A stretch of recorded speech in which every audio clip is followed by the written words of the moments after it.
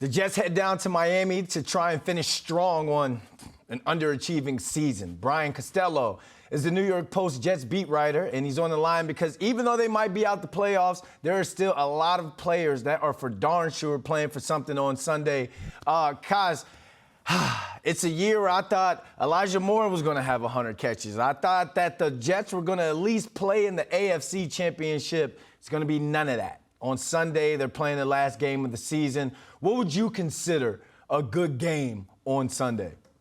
Well, Brandon, selfishly, I consider a good game a quick one, tomorrow. So I don't have to watch a lot. I don't have to watch too much Joe Flacco versus Skylar Thompson. But, with the Jets, score a touchdown, Brandon. They haven't scored a touchdown in the last 2 games. They've scored 4 in 5 weeks. So can the offense just show some life with Joe Flacco at quarterback?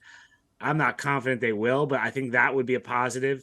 And a win, I mean, yes, it's the playoffs are out of reach, but you really don't want to go in the offseason on a 6-game losing streak. That is a bad taste for the offseason. So if they can win this and spoil the Dolphins' playoff hopes, I think, that would be something that they could at least feel good about going in the offseason. There wouldn't be such a cloud over the organization as the offseason begins. Yeah, for me to say 100 catches for one guy and you're saying the offense just score a touchdown, just that simple to an NFL team, I can only imagine what that receiver room is like right now. And, I mean, let's talk about that passing game because Joe Flacco, he started the season, now he's going to finish it. Zach Wilson, your number 2 overall, he's your number 2 for the game. So you think Zach Wilson's going to get any reps as one final evaluation, and where do you see this quarterback drama heading into the near future?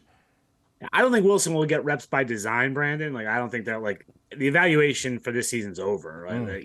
They saw what they needed to see against Jacksonville, and if they wanted to evaluate him, he'd be starting this game. Right? They're putting Flacco in there because they do not have faith in Wilson. They don't want him to play behind this offensive line. The way this season has gone, though, Brandon, will Zach Wilson get in the game? Probably. Something will happen to Flacco, and Wilson will have to play just because that's the way this has gone all season with the quarterbacks. In terms of the future, Jets have some really big decisions to make, Brandon. And I think, they have really gotten behind Zach Wilson. Robert Saleh said this week, through hell or high water, they're going to develop him. So those are pretty strong words. I think he's going to be back in some capacity next year. Mike White, I don't know what they're going to do with him in free agency. And then they have to decide, do they go out and chase a Jimmy Garoppolo? Do they chase a Derek Carr? Do they try to swing a trade for a quarterback? These are going to be huge decisions that, Joe Douglas, Robert Saleh, Woody Johnson have to make over the next month or 2. Well, these decisions, do you think they're going to be made immediately after the game? And do you think this core unit in terms of coaching will be back next year?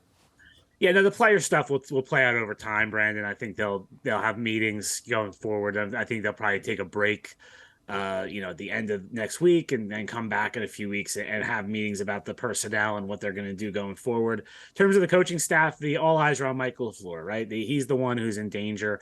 I don't think Woody Johnson would pull the trigger on Robert Saleh after 2 years. Look, this team is in a much better place than it was 2 years ago when he got hired. Yes, it's a disappointing ending, but when you look at it, 7 wins, 3 more than last year, they are heading in the right direction. They just need to find a quarterback.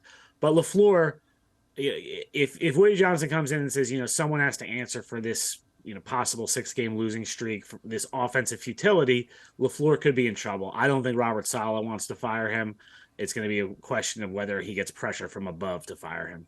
Brian Costello, thanks for joining us. Thanks, Brandon.